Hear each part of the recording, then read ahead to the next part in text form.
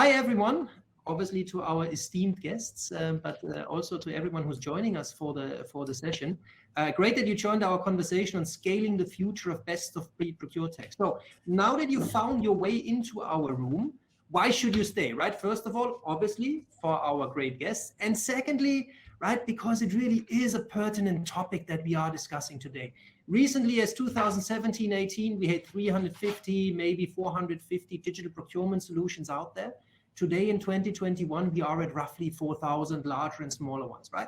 Procurement technology is the market after fintech that attracts the biggest investments from venture capital and other investment sources, right? So the question really is for us as a community, now that there's so much potential and so much option there, how do we best leverage it to create impact and value for our organizations? That's what we're here to discuss today. And we're all looking forward to a very lively discussion with Lauren Costas and Nufri. Before we dive right in, allow me to very quickly introduce the panelists here. We have Lauren Feary, who is the head of procurement, strategy, operations, and excellence at Diageo, a multinational beverage company. Even if you never heard that name, I'm sure you have had a drink that was made with one of the ingredients that her company produces.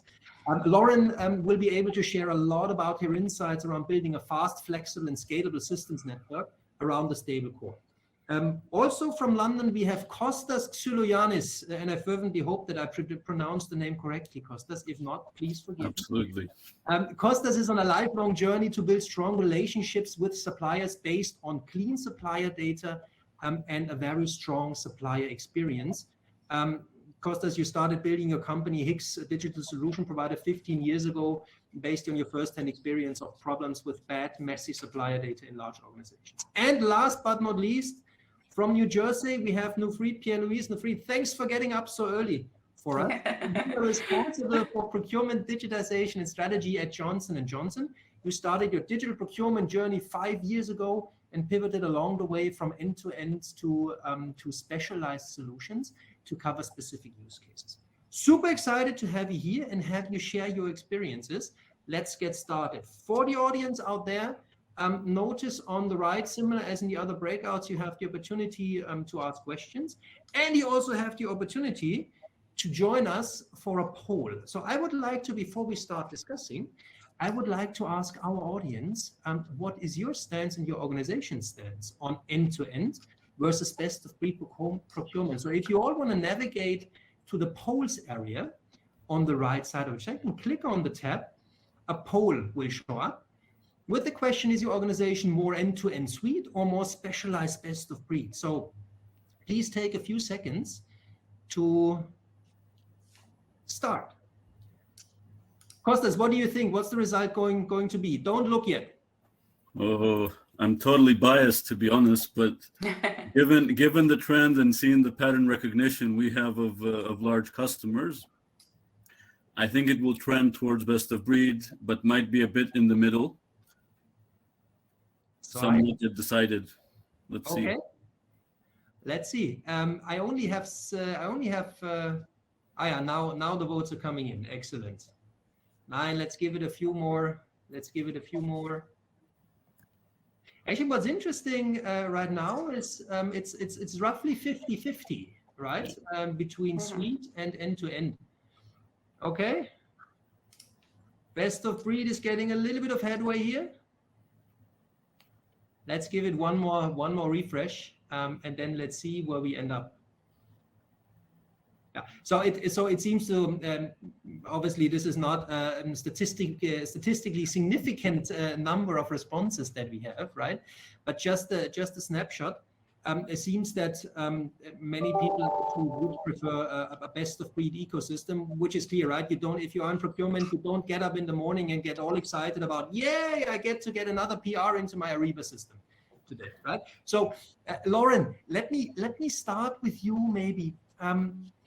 What do you think? Why should companies architecture potentially on top of an end-to-end backbone, right? And if they do so, what exactly would be the expected benefits?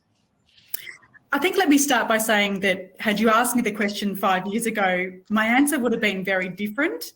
I think I would have said have an end-to-end, just keep it really simple, just go with one provider. But I think the flip side of that, we've really seen a big shift in the last couple of years. I think certainly the organisations I've been part of have been tremendously diverse. I think we've learned that not all suppliers are the same.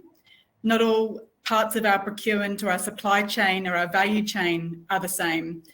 Not all of our markets and our countries are the same. So I think the benefit of a best of breed solution is the flexibility and the adaptability to the different challenges we face in an industry, in a country or a market.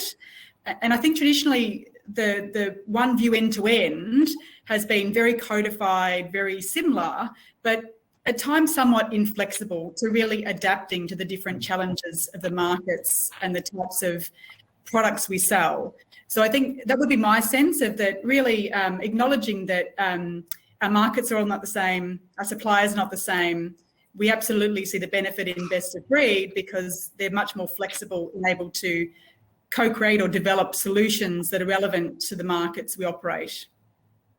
So what is then, and then obviously that makes perfect sense, right? A more specialized solution is more able to cater to specific use cases that you have in the organization. But then let me ask you, if that's so clear indeed, then why don't more people scale it, right? Why do we still see this notion that, hey, I invest into an end-to-end solution and that's going to solve all of my problems? Maybe Kostas, maybe you have a view on that one. Well, I think, the end-to-end solution, at least 5 years ago, as Lauren says, was probably a very nice thing to buy into. And I think as people, we want to buy into this kind of complete simplicity, right? The promised land. But theoretically, if that dream was going to become reality, then 50 years ago, ERP tried to solve this, right? And we'd all be using SAP, and there would have never even been Ariba or Coupa or whatever. So for me, it's easy to fall into this dream, but the reality now people have seen is very, very different. And if you think that markets are different, so again, going along kind of the same theme here, well, at the end of the day, you want something which is going to be adopted and be tailored to them. So we see that user adoption, those kind of elements are going to be much easier. User experience is going to be much better, right? Because again, end-to-end, you will have something which maybe fits one use case very well, and then the rest very poorly. And I think that's a big driver. Things have shifted. User experience is key. People want to tap into innovation and into the thinking, right? Best of breed has thought about the use cases, has thought about the problems. Whereas if you have to configure something, you as the customer, you have to bring that thought leadership, right? And most customers actually don't want to do that. They want to take something which you've worked on 30, 40 other customers, and it's already for my industry, my size, my market, etc. Yeah, and in addition to this experience, right, this innovation that you need to bring as a customer that carries risks, right? And nobody has ever gotten fired for implementing Ariba or Coupa, right? Whereas if you go for BOB, that's the more difficult decision. Nofried, why don't you tell us a little bit about the journey that you were on, right? Because you started end to end, and then, as I said in my intro, pivoted away from that. What caused that pivot? Why did you change? The real cause of it was our business demand, right? Similar to what Lauren and Kostas had mentioned in regards to markets being different, the needs of your business partners being different. What we were finding is that what our businesses were asking from us and the ability for us to deliver that within the roadmap of our big players just wasn't going to be attainable for us to be able to continue to meet the needs of our business partners. And I think we all can attest, if we're not serving them in a way that is timely for them, they're going to find other ways to get it done, right? And what we wanted to do is make sure that we weren't allowing an area for them to skirt following our procurement processes and figuring out a way, how can we deliver what they need in a quick way, and really lean into those capability areas that were current gaps. So that's why we started to reassess, there are other players that are starting to do things within the digital procurement space. Why don't we broaden our reach and see what they can deliver? And, we started small. We didn't try to, solve all of our problems with the best of breed approach. We started small, we piloted small within a category, and then built from there. Mm. So I'm hearing a little bit also the theme, right? In addition to experience and risk that we've heard, is that end-to-end is not a strategy, right? If you want to have a digital procurement strategy, you need to think much more deeply, comprehensively, and build it together with the user base. So let's maybe talk a little about then again, what is it that holds people back? What makes it difficult to scale, right? So, and it was a nice round robin, Lauren. I'm just gonna start with you again. So, what challenges did you encounter along the way, and how did you? I think the question is how to, right? How do we overcome those challenges as we want to build this interconnected ecosystem of best of breed solutions? Yeah, I think scale is the optimum word, isn't it? I think in terms of, I've been involved in different organisations where best of breed solutions have been selected, and there's been fantastic change management, great energy at go live, and then 6 months, a year later, the solution is mothballed and people forget about it, and they don't, keep it alive and invest in it. So I think the critical thing is, I guess, when you go on the journey to select a best of breed partner and solution, and you've obviously done the right analysis on the use cases to understand who are the users of that platform, how will it be used, what are the benefits. The critical thing for me is to assign an accountability point to make sure that the best of breed solution is not mothballed, that we continue to have an engagement loop back to the primary users. And for us, it could be 25,000 employees, it could be 30,000 suppliers, or it could be segments of those. But having channels to get regular feedback, to bring that back to the best of breed solution provider, to contribute and collaborate with other clients of the best of breed partner, to really acknowledge it's a journey. It's not about just that go live. It's about making it work, embedding it, but investing in it. So a little bit start small, move fast, scale big, and keep innovating, if you will, on the journey. Because one of the things that I know that is driving you and your thinking a lot, right? And you mentioned it before, is this notion of experience, of user experience and supplier experience. So I think one of the things that might be interesting, a lot of people that we have in the audience today, is if you bring in a lot of best of breed solutions, they will have different user interfaces, they will have a different workflow thinking, if you will, a different UX. How do you bring all this together and make sure that you don't have a disruptive user experience across your solution universe? Yeah, so this is, by the way, super, super important. And I think that's always, for me, the elephant in the room, because when people think of end-to-end, they think it's going to be easier, same UI, etc. Now, the reality here is, what are the challenges? And we've spent a lot of time looking at this, which really upsets suppliers or destroys the user experience. It's simple things, by the way. So it's unable to, or having to maintain multiple logins, right? Mm-hmm. Or my data is not the same between the systems. So, when we peel back everything to the core, actually it's a challenge of integration, and a challenge of integration actually is not the integration itself. I know everyone thinks and sees that as, the most complicated thing. The reality is it's complicated because of data. Integration as a topic has been around for many, many years. It's not technically challenging to integrate systems from a tech point of view. The problem is that the data is just not the same across these systems. So to join up an experience is more around a data issue initially.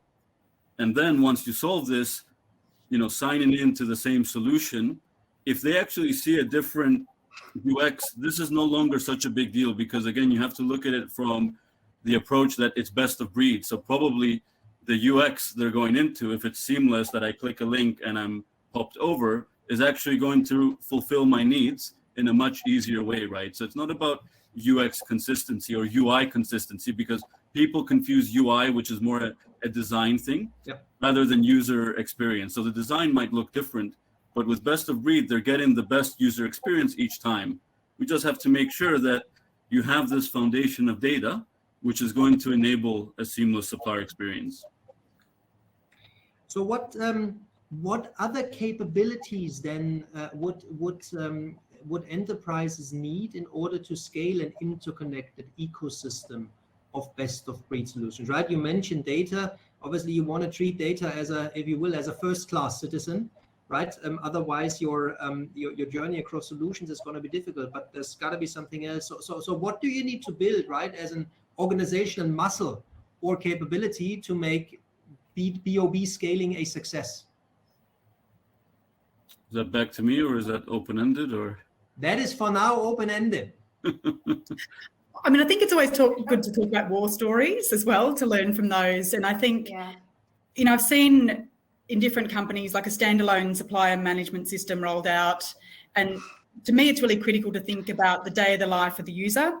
So if I'm a user and I'm going into a standalone supply management system, I have to flick to other systems to understand, you know, what's the quality performance of that supplier.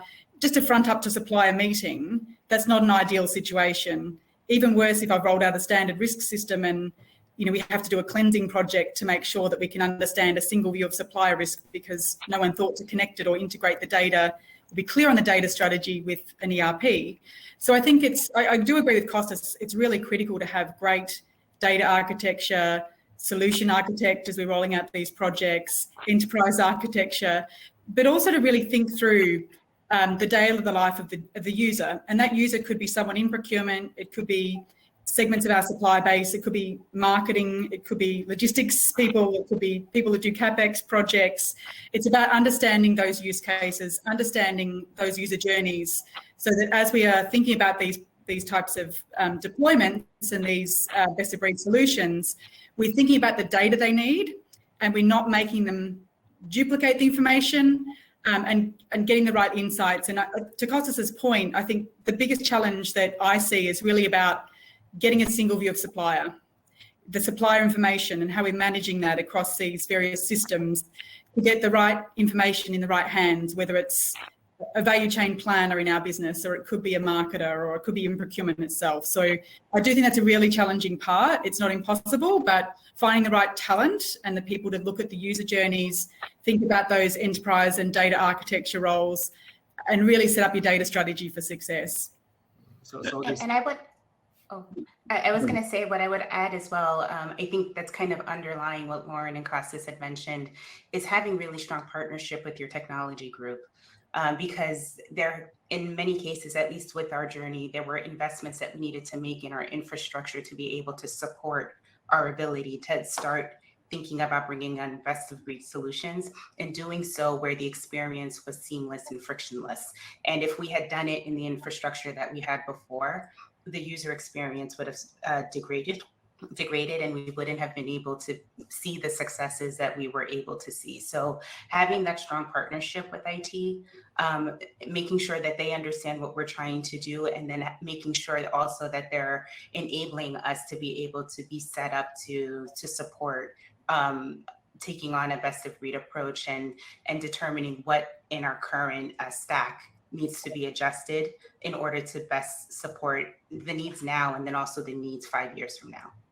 And I just want to, because I think it goes exactly with what Nafreed said, it's super important that you think about it as a best of breed strategy. What sometimes is confused, historically, what we've seen is, you know, people buying random solutions all over, you know, the company, and then they end up saying, oh, we're a best of breed strategy. Obviously, that is not a best of breed strategy. So to Nafreed's point is you have to plan for it, right? It is a conscious decision of how you set up your strategy around best of breed, right? So it does not mean, you know, we just go and buy best of breed solutions in isolation. And I think that IT partnership is very important to get that right. Yeah. So a few questions from the audience here actually, and I'm going to start with the first one from Kees. How many best of breed solutions do you actually have in your ecosystem in a large organization like Diageo and J&J? I can go first. I think we've got, I feel incredibly fortunate. We've got a very good ERP backbone, which I haven't had in all organisations I've been in. I'd say they're probably about 5 or 6. There are new ones coming out this year. I also think there's a tremendous opportunity in some of the biggest challenges that many industries face to get into this space around best of breed for environmental, sustainability, supplier diversity. Those are big themes and big areas of focus, I think, that we perhaps haven't quite solved for in our industries that I think are tremendous opportunities for best of breed solutions. Agreed. And I would say for J&J, we have about 6 right now that are live in production, and then we are piloting about 4 currently. So from Stefan Wilkins, how important are the corresponding interfaces, right? We talked about data, obviously, and data silos and having clean data. How important are the interfaces and for them to work seamlessly? So obviously super important that they work seamlessly, but I go back to the earlier point. What we've seen is the interfaces exist, right? So, you know, SAP has standard APIs, Coupa has standard APIs. So the challenge is, how do you get these different systems to talk to one another when their data is structured differently? So I think it does go back to a data challenge rather than a technology challenge around the connectivity. How do you make that happen, actually? How do you make sure that that data travels seamlessly and that you have a clean set of data that you do operate on? I can give an example of what we've been working on. So understanding that we're getting data from multiple sources, both internally and externally. To have consumable data that can be used across the different systems and shared. We try to ensure, one, we understand what the system of record is versus the system of reference. And then in addition to that, building out a common data layer of where we can pull, where all of the consumable data can gather and all the different systems can then pull from, so that it's consistent and in usage, definition, and understanding, and can be leveraged across not only within our function, but any other partnering functions that would need it. I agree. I think the other thing I've observed is people find the problem so overwhelming. They often don't know where to start. And, you know, often we've found where we may have a data challenge, we start with a visualization dashboard to understand what we need to fix.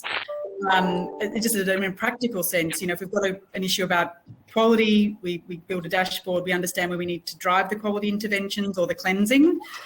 So I'd encourage people to not be overwhelmed by the concept of perfect data, but to really think about what are the really primary use cases for where you can go after those fixes within your existing systems and be much clearer on what is the source data versus what is that the more secondary data.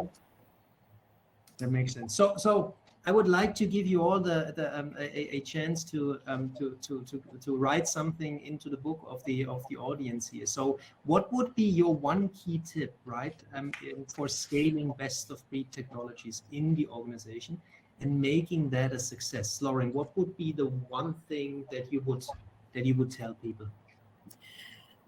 Understand procurement is not an island. So, you know, we see procurement as part of someone else's day job, you know, a marketing person trying to run a campaign, somebody trying to distribute our product to our customers, someone trying to operate a warehouse, you know, et cetera, et cetera. So really understanding the use cases, understanding how procurement process and systems sit as part of somebody else's journey and the value that brings to the broader business, not just thinking about how do I make sure that this purchase order and payment get out the door as quickly as possible, but understanding how procurement sits within the broader business and the ecosystems or the industries and countries you operate, and really making sure that best of breed solution, we analyse those use cases well before we make a selection. Fantastic. Nufreed, you have 20 seconds. Sure.